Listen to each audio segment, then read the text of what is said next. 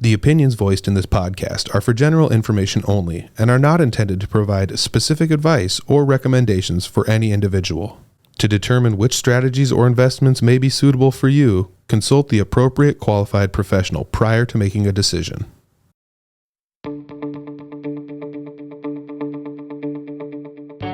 Welcome to How to Money with Cole and Baileigh. I'm Cole. And I'm Baileigh. We're financial advisors at Full Swing Financial, where we coach people every day on their money. Each episode, we cut through the noise and focus on the financial decisions that actually matter. Our goal is simple, to help you feel more confident and more in control of your money. Let's get into today's episode. Welcome back to the first episode with Cole and Baileigh. My sister told me my name was too long for the cover photo the other day. She's like, giving you thanks for the feedback. I was like, yeah, I'll change my name. Quick reminder, this is episode 101. If you haven't listened, our episode 100, we made it last week. We had off to Cole P. He had a lot of people comment on the 100. Yep. 100. If you're listening on Spotify, Apple, click the link in our show notes. Join our email list we talked about. We'll send you new episode releases and resources and all the good stuff we reference, but we're ready to get into it. So today we're talking about what we would do first if we were starting over financially today, personally and on the business side. So personally, we love the what ifs, don't we? Like the what if scenarios. And yes, we were talking about where else we'd like to live and stuff off camera, but it's always fun to play the what if game. I do think though, because we also hear it so much in our jobs, like, oh, I wish I would have, or if I could have, I would have did this, or started this earlier, or did this earlier. And I think that's just because finances touch so many things. So the three things, obviously, we always hear over and over. Number one, I wish I would have started investing earlier. 2, I wish I wouldn't have ignored debt and lifestyle creep. And 3, I wish I would have understood the basics more. What do you think, Cole, is that people really want to understand the basics, and why do they always say, I wish I would have invested sooner? Yeah, I think always time frame seems to be a commonality with a lot of our worlds. Like, I wish I would have started earlier, whatever it is, paid off debt earlier, saved earlier, save for kids earlier. Mm-hmm. And I think as people age and they get more experience with their investing, their financial plan, they start to see, and you've had some time in, they start to see that compounding effect over time. Like, yes. Man, you imagine I would have did this 10 years earlier than what I'd have now. You start to see that the longer you've been invested and do things. So you're always kind of thinking, gosh, I'd be further ahead if I would have started. You can run the numbers and be like, I would have X amount more in my account if I would have invested 5 years sooner. But I think they all tie in together, right? Like, I think all of the three of these tie in because people don't invest sooner because they don't understand the basics. And I feel like once you understand, like, I remember being young, like very young, before I really understood investing and being like, I guess people who have money just make a ton of money. They must just have high incomes, which is true. For our listeners, Cole's going to cough about 10 more times. Yeah, I'm sorry. I've been under the weather here the last week or so. All good. But I think it's because once you realize you don't even have to make this high salary, the investment returns. Once you understand just putting away in the basics of the market and you get comfortable with it, I think then that way too, you also don't have this lifestyle creep. Does that make sense? Yeah. And I unfortunately, I think I hate to go into our education system or different things, but it's like, we need to learn this earlier just as a society. And that's one thing. So if you're someone that's sitting there like, hey, you've done a good job, you saved early, now you have kids, try to really, make sure you're educating your kids and talking about that. So then, they don't repeat the same cycle. Right. And I think that's where, we got to keep trying to push down that path and what we're constantly doing, because we do work with a lot of new, younger investors getting started, and it's always fun to see. So. We had something the other day. They're like, oh, I don't really understand it. I trust you. Like, just put it in, which is better than the. But they know it. They know to start early. Yes. Right. They're like, okay, I don't need to know everything, but I know I need to get started right now. They're either just getting done with college or whatever it is. Like the discomfort. If you can just get into that discomfort of not knowing, and then you kind of avoid the fear of what if, and then you can see the compound interest. Sorry, I kind of interrupted you there. No, you're good. So number 2, lifestyle creep. What do you think why that is the number 2 thing we get asked? Like, if you could personally start over, lifestyle creep and debt, what do you think that is? Like, why do people, number 1, avoid their debt and allow the lifestyle to creep? I mean, unfortunately, it's a lot of behavior of, it's easy to get access to capital, access to credit. That's why credit card companies survive. And we're a consumption we consume a lot and we're very materialistic. I think naturally, and especially the world as it's and maybe this is for as great as Amazon is, it's so easy to buy everything now, right? So if you're not really disciplined from an early age on, hey, do I need that? Or is that within my budget? Have you really thought it's pretty easy to purchase and buy. Everything's kind of at our fingertips now. So I think that just really kind of evolves and just like it says, it creeps into a lot of our habits. I feel like you avoid the debt because you can't do both, right? You can't be paying down the debt and increasing your lifestyle. It's one or two. But I will say this, for me personally, like if I could go back, I wish I could grasp this concept sooner. And then I'm going to ask what you wish you could grasp. But I wish my version of success is freedom and stability, like being able to do what I want when I want versus comparing what to other people have. And I feel like now where I'm at, I have such a good grounded lifestyle in that, like where I'm not, looking at someone else's lifestyle and like, oh, I wish I drove that, or I wish I was on that. Like, I know I'm so aligned with my values of like, I want to hit this goal and this goal and have this much saved. So I feel like I have more freedom. Does that make sense? Like, I'm very aligned. So if you could start over personally, what's the one thing you wish you would have grasped personally on finances? Ooh. You were a nerd and started. Yeah, I know. I thought about this. I was very intentional about a lot of this early on.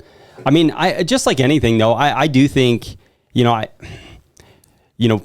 first and foremost, I wish I would have this is one thing that came into my brain when you said that is buying vehicles. I've always just like not, being able to pay basically in full, because I borrowed money for the first few vehicles in life, and that's been something that we've tried not to do now. Because I know there's such a poor investment. So like being more like, because I like nice things too, just like anyone else. Like I like nice pickups. I'm a pickup person, and that's one thing. And I would have. That's kind of that like, hey, I can buy a $50,000 pickup or $25,000 pickup. Probably gets me to the same spot, all the same things, and I could have maybe paid for this one outright, and I had to borrow money for that one the other way, right? Or if you would have put that money in the market. Especially early on, right? That cycle, like kind of got through that. I started that cycle early when I wish I really wouldn't have. Everything else, I was we were kind of lucky. We started buying house. We started buying house, when we had to buy our house and all that stuff. We were in the super low interest rate environment, so we kind of got lucky on that, which we're still in our house. But that's where we've done a really good job of kind of as we stair stepped and upped and or got new houses. We've been able to kind of compound our equity on that side as well. So what do you, because it sounds, what I hear you saying is you understood the basics early on, but we hear from a lot of people, I don't understand it. I don't understand the basics, right? So we're not investing because we don't understand the basics. If you had to tell someone that's listening, what is the number one thing you need to understand about personal finance? What would it be?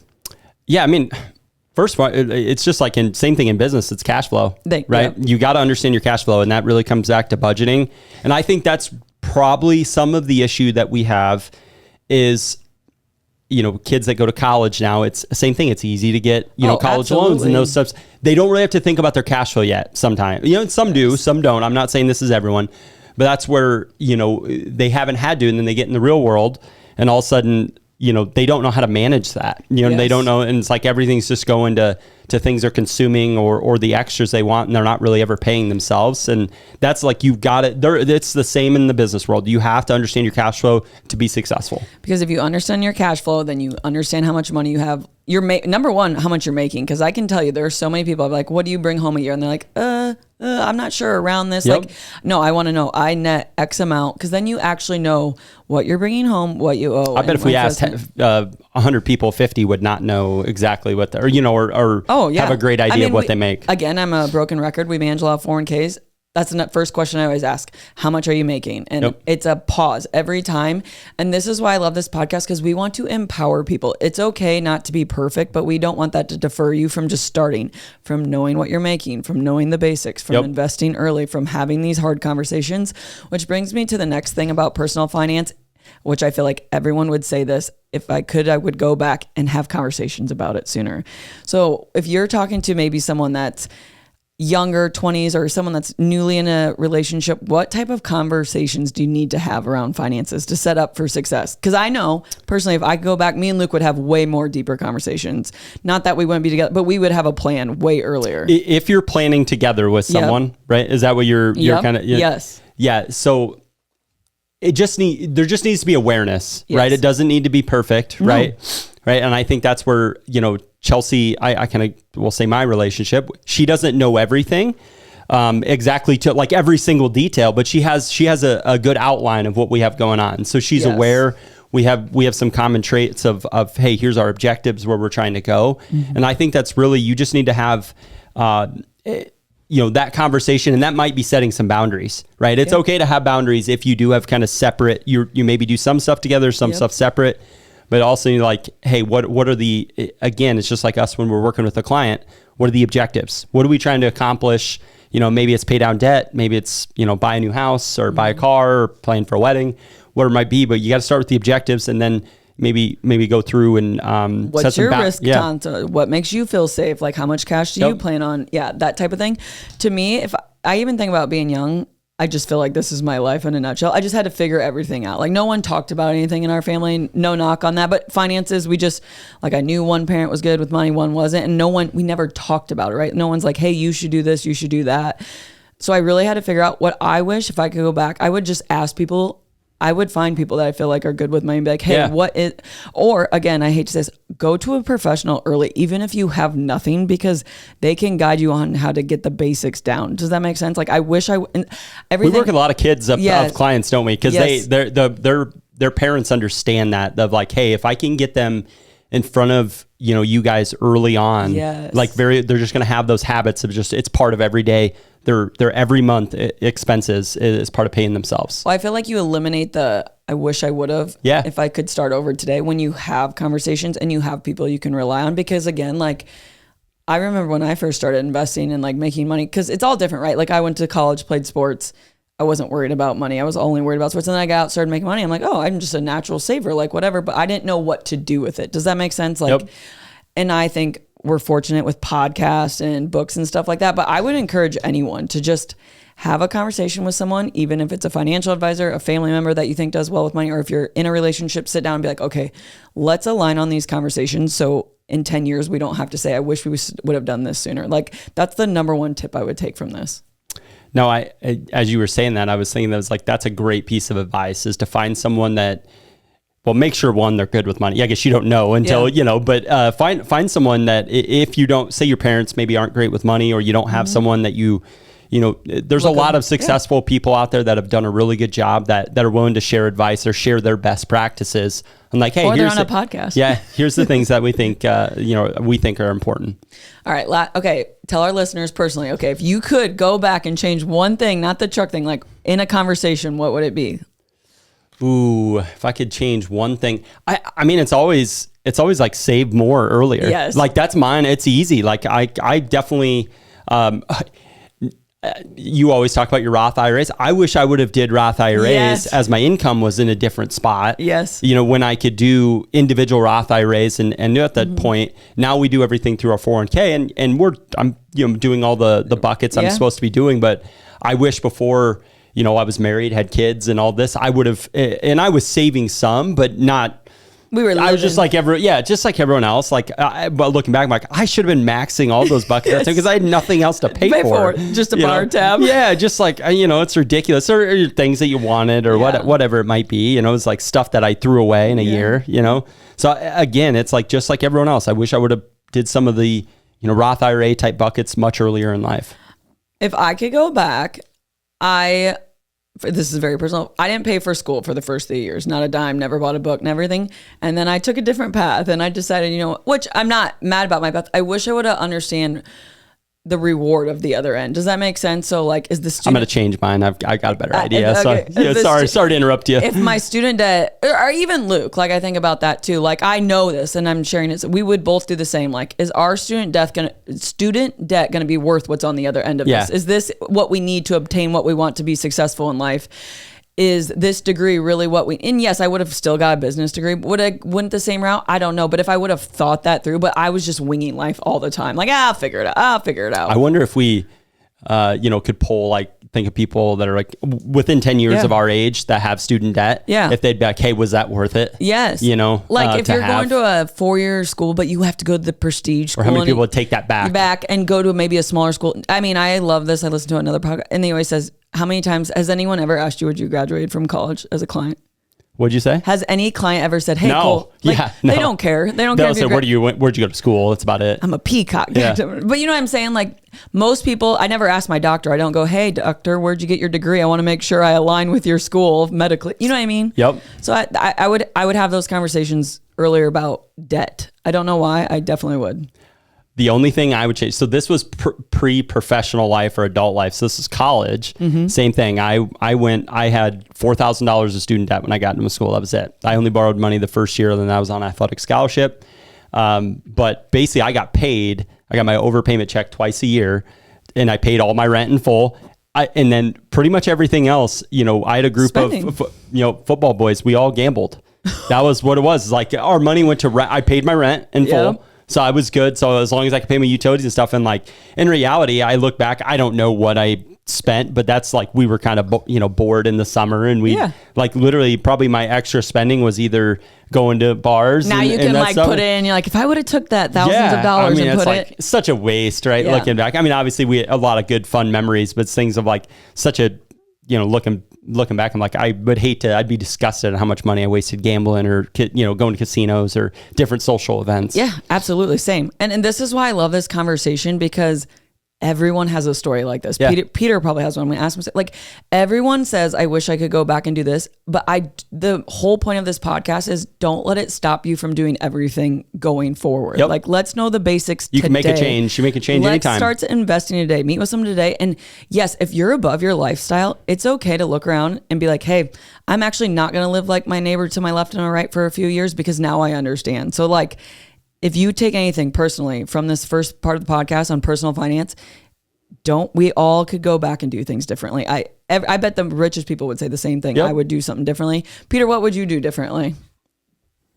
It's like the reverse lifestyle creep we talked about earlier. Like I got comfortable once and I was like, I'm saving enough. And then the more money I made, I never changed anything. So it's more like not checking in, not checking in on yourself as you're like, hey, I was checking the boxes all from the get-go, and I just kind of stayed status quo. And I think that's hard too, because you start to make more money. You're like, I'm already investing enough. Like I can enjoy this. I can put more in savings. Like, again, I cannot stress this enough. Personal finance is so personal to everyone. We were talking about this off air. Like what you have in your emergency fund is different, vice versa. But these are the conversations you can have with a professional. Like, hey, am I saving enough? Am I not saving enough? Is too much in checking and savings? Or how do I get out of this lifestyle creep? All these type of things. Like, everyone is having these conversations. And once you start to have the conversations with either a spouse, a family, a friend, or even a financial friend, the peace that, like, I've met with someone, we barely started their plan. She's like, I just feel so much more at peace saying this out loud about finances.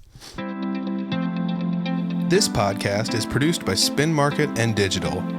Located in Fort Dodge, Iowa, Spin Market's highly skilled team can help you increase your market by updating your website, improving SEO, designing advertisements, and producing podcasts that will grab the attention of your market. Contact Spin Market today for all your digital marketing needs at digitalagent@spinmarket.com or call us at 515-302-8026. And to learn more, visit our website at www.spinmarket.com. That's digitalagent@spinmarket.com or 515-302-8026. Or visit our website at www.spinmarket.com. All right, for episode 101, we got a new thing. Cole's Corner. If you guys have listened, you know Cole's a dork, a nerd, a stat. He's always bringing something. A stat. You call me a stat. That's great. A stat. But we're gonna hit Cole's Corner today. What has he got? All right. AI, glass half full or empty? And that's great. A recent global survey conducted by PwC of more than 4,000 CEOs found that 30% reported increased revenue from AI in the last 12 months. While 26% saw lower costs from AI. So it's changing business. Yeah. I actually thought that'd be much higher, to be honest with you. I was like... I bet a lot of businesses aren't using it like you think. You know what I mean? Yep. I bet their employees are using it, but it's not like implemented to where they can track or like they know, which is still kind of seems crazy to me that there'd be... And again, I don't know what type of CEOs. These could be, smaller companies, large companies, anything in between there. But I mean, how would you gauge that, you think, with us? I mean, I definitely think It's been just it's a time saver for us, I think, more than anything. Everyone's always like AI is replacing jobs. I don't think that. What I do is I think it's enhancing the people that are already successful, if that makes sense. Like, I feel like it's improving things at a quicker ratio. And we talk about this, and it's another tool in your toolbox. I think you're kind of silly if you're not using it. I think the customer service related jobs are going to be something like when I was thinking about like canceling a subscription, I have to call in someplace, and now like I did a couple where it's like AI pretty much was like, somebody have to actually talk to someone on the phone. It was like, AI kind of prompted all the right things, and I was able to cancel it without talking to an actual human. In our world, you can't get a human on the phone. So if I can find an AI that can give me the answer before getting a human on the phone, that'd be great. We're still in our world where it's like, you get to the end, you think you got it solved, and it's like, we got to wait for a human to come online, and then you wait for 30 minutes, on hold. I think it's going to touch most businesses if you let it. Like, I think you'll get behind if you don't implement it at some point, 10, 20 years. You know what I mean? Yeah, and I mean, it's just more of an efficiency. I think that's what it just kind of comes down. And we're still kind of, I think it's yet to change. New. It's all it's all changing so fast. So I know it's going to be so different because my son will be like, just ask ChatGPT. And I'm like, oh, dang, I've created a monster. Google it, right? Google Alexa, it. Yeah. Alexa. Yeah. How do you if you know me and Cole, we can't spell. Actually, I'm not that impressed with Alexa when I ask it questions. I'm like, it irritates me. And then I just get on ChatGPT. Alexa. Yeah. But yeah, interesting. You hear a lot about the AI, the tech. AI is not going anywhere. That's my opinion, not guaranteed. But all right, hard shift. So we talked about if we could start over with personal finances. And I think this is really interesting for people who, want to change in their business or want to be a business owner or just curious how business owners function. Cole, as an entrepreneur, what do most people misunderstand about business money? So if you could go back and have conversations about business money, you've been in a lot of different endeavors. Definitely from thinking from the startup, right? I'm thinking that from that perspective, like someone starting a business, there's you need to find a way to separate business and personal assets, right? Because that's something that creates, I think, bad habits is because a lot of times in business, what you're you're focused in business and personal on cash flow, but in business, you're definitely cash flow, especially if you have bills, you have payroll, you borrowed money. Right, it's very, very important to monitor and manage your cash flow properly. And I think I see that mistake a lot when people start out is they don't have all the checks and balances, and they kind of commingle their personal assets, as like, that's a personal expense, but I'm going to use the company credit card, or I'm going to, those type of things where we're kind of versus it's not that hard to have a business credit card, have a personal credit card, right? And obviously depends on your setup and nature of that, but it just kind of compounds. One, it makes your accounting more murky. You can do it. Obviously, you're the business owner. You can decide what to do. But I think from a discipline point and knowing your numbers and knowing your cash flow, it makes it much easier if you do a good job of separating business from personal. So when you say cash flow, and if someone's listening, they're starting up a business, like give them like, what would you do today if you were like, cause you've set it up. I mean, you've set up how many LLCs? You helped me set up my QuickBooks. Like so people, especially if you have employees, right? Yep. Like how to make sure you're taking care of your business out. Is that what you're saying? You got to take care of the business outside of your personal life separately. Like they're getting intertwined and it's. Yeah, because sometimes it's easy, depending on the nature of your business, right? Every business is different, and you can have your own. Just like personal. But say you're a cash flow heavy business where you get a lot of deposits, a lot of money in and out. Maybe it's like a high, like low margin, but it's high money in, high money out, right? So you might have big deposits, big expenses. It's really easy, like I got those deposits coming. I can write this check out of the business account or pay for this. Personal expense out of the business account because I know I got the money coming in. I'll just code it as a owner's draw or something. Yeah. And it just, sometimes there's a lot more moving pieces to a business where there's the ins and outs, and it's just, you'll make those kind of, just like the lifestyle creep, kind of little decisions that just kind of all of a sudden you look back business. And like, man, I did a lot of personal stuff on the business credit card, yeah. Throughout the year. And then you're kind of crossing the boundaries of, hey, is that a business expense or personal expense? And I'm not, here to rat on someone for whether they're writing off, they're writing off their dinner with their wife, as a business, I'm not. Chelsea, you're welcome. Yeah. Client meal, so, but I see a lot of that. And that's one thing, even like personally, is making sure as I've separated and started different partnerships and businesses and stuff, I've made it a point, and I'm accounting organizational freak. So I want it very, We know. well, one though, it's great, like, though. I need to know my numbers, right? So it's like, well, if I'm in business, I'm a for-profit, I'm trying to make a profit. I need to have a good way to it's just like a financial plan, right? I need to have a good way to benchmark, and that profit and loss for your business is one to know, hey, did I make money or did I lose money? Oh, I lost money. Well, am I in business to lose money? No, you probably need to make a change. And I think it's same with personal, same thing with business.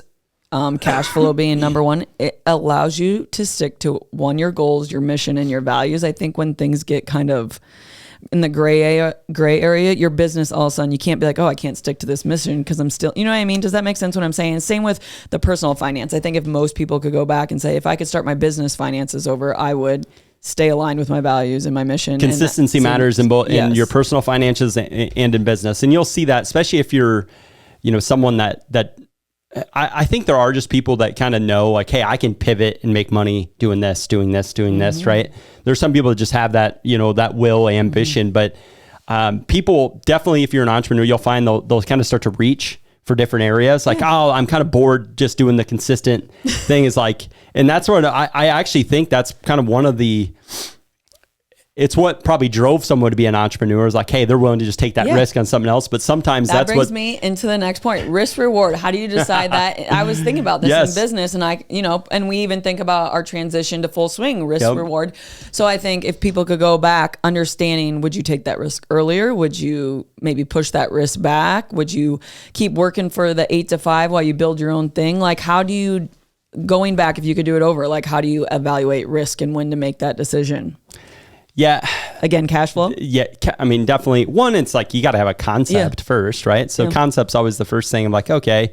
But I think there's kind of two things I would think about, of like, hey, when to take the risk and when not to.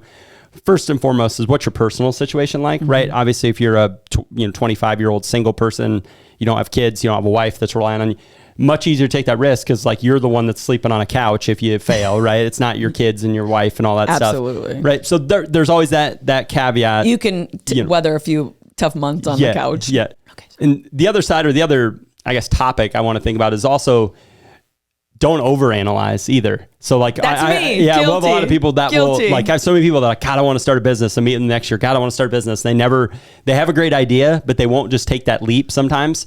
And there's kind of a balance between those two. Am I in a spot personally where I can take a risk and maybe lose some income for a period of time, right, to start this business, maybe have freedom, feel like something, hey, I can grow and be very proud of, right? There's always time, but then there's the people that overanalyze, and they got to have every detail in, right, perfectly line itemed out. Yeah, that's true. And I think those people are also sometimes just like, you've got to take some action, right? Action will cure the fear. So I don't think risk is bad. It's just going in blindly and be like, I hope this works out. Like, you have a concept, right? Yeah. You can't just go like, hey, I don't know anything about, being an accountant, and I was a construction worker, and now I'm going to start an accounting business, right? You're probably going to need some type of workup into that. It doesn't work that way. Well, I think even personally too, like, not even getting into the weeds of our situation, but getting into the weeds of our situation. We were at Central Financial Group. Like, I worked under someone, and then we made this transition to full swing, which we were able to do because we sat down. We're like, is the risk reward? What could we expense versus what we, you know what I mean? Yep. All the things. And I think about, like, I needed certain things, and I think maybe it's a woman thing, aligned in my life. Like, my kids were a little older, like a little more time. But then I also look back, I'm like, I was already doing it anyway. You know what I mean? So I think it's understanding yourself and being comfortable with the risk. And again, like you said, like, understanding, if I take a little loss here, what does that mean for long term? But interesting. If you could go back, because if you don't know Cole, he has many things going on, many things. If your young entrepreneur self, if you could go back, what would you change as a business owner? Yeah, I definitely would limit the amount of partners. I have. Not that partnerships are bad. Most statistically fail. Yeah, I just would limit the amount of, partners that I worked with when I started things. Stretched too thin, or? Well, some of it was that, and some of it was, and I was saying this again off mic, that I think we have a tendency when we're going to take that risk, say we didn't own a business, it's really easy to like, hey, let's start this business together, right? And have a person there with you. When in reality, a lot of times in a partnership, unfortunately, even if it's 50-50, A lot of times, one person's probably pulling more of the weight than others. And that's off my back. Cole. That's and I would not say eliminate partners, be more selective. Yeah. Aligned. When someone's needed and not needed. Clarity of like, hey, if we're going into this partnership, this is what it means. This is what you're doing. This is what I'm doing. It can evolve, like that type of thing. And then I wish I would have, in my personal situation, I just wish I would have gotten to where we're at now quicker. Yeah, same. That's exactly what I'm saying. But I also look back and I'm like, I have so many things that I was taught through my experiences that like, hey, I probably am not doing as well today if I wouldn't have gone through like my time at Edward Jones or my time, I spent with some of my mentors there. Absolutely. I learned a lot of my planning techniques and way to communicate, way to talk to people, way to talk to business owners. Like you don't want to just jump in blindly. I don't know if I would have had that. I don't know if I would have had that experience and been able to communicate the way, with certain people that I can now. And then I think understanding your core principles, like in a business, has to be there. Like that's why I feel like we were able to break away from our situation doing the exact same thing we're doing, but we have principles. Like we're very aligned in our office of like, here's our goals. Here's what we're trying to do. Here's what we're trying to accomplish. Like we want this elite customer service. Our clients are the first and most important thing. And I feel like sometimes businesses maybe like hodgepodge together. They don't sit down and think, why are we really doing this? It's kind of like, hey, let's get together and hope this works out. I don't know. You tell me, but that's how I feel sometimes. Yeah. And I think as you start to evolve your business and you have a concept there, it's like, hey, we're making money, we're profitable. Yes. Those type of things. And now it's more of like, well, where can we get better? Right. Maybe that's a culture. Maybe it's the people that you have, and I think that's where we're kind of in that where we're trying to align, hey, every decision that we make now is more like, does it fit the long-term vision of what we're doing? So that's we're not just getting to that. We know we have a great, we have amazing customers. We have a great team. Cool podcast. Yeah, but great producer. But we have to get better, right? We know that. We know it's competitive for people's money and serving people, and that's where we're constantly refining. Like, what can we do better to serve clients? Yeah, coming back to your mission. And I think every business ultimately, needs to have that self-reflection. If you want to continue to strive, and be in a better spot. I think if you could take any away from this episode, personal or business, number one, the conversations have to happen, right? And what you don't understand, you have to be okay not understanding. And don't, like you said, don't wait for this perfect plan, but you got an object in motion stays in motion kind of thing. And understanding risk reward, same in personal. Sometimes the risk doesn't make sense. Like, does your college make sense? Does it make sense to completely quit my job and go full blown entrepreneur? Or do I need to ease into it? All these things. And again, I can't stress this enough. Like, we all wish we could go back personally and in business and say, I wish I would have done this sooner. Like I could say a bazillion things businessly. I wish I would have took, more risk on myself sooner. Or then I also think, no, actually, I feel like I'm in a great spot because I stayed aligned with my values. My point I wish I would have bought more NVIDIA stock 10 years ago. So I wish I would have put that Roth IRA to work instead of gambling it. But my point is like, everybody's having these conversations and don't get hung up on, I wish I could have, should have, would have. Like even Peter, I'm going to say, well, sit down and go over your risk, start contributing more. You know what I mean? Like it's okay to look back, but we're not going backwards. We're going forwards. If you don't fail, you're not even trying. Denzel Washington. You've been listening to How to Money with Cole and Baileigh, the podcast of Full Swing Financial Planning. To learn more, visit their website at www.fullswingfinancial.com and follow them on Facebook and LinkedIn. Security and advisory services offered through LPL Financial, a registered investment advisor. Member FINRA, SIPC.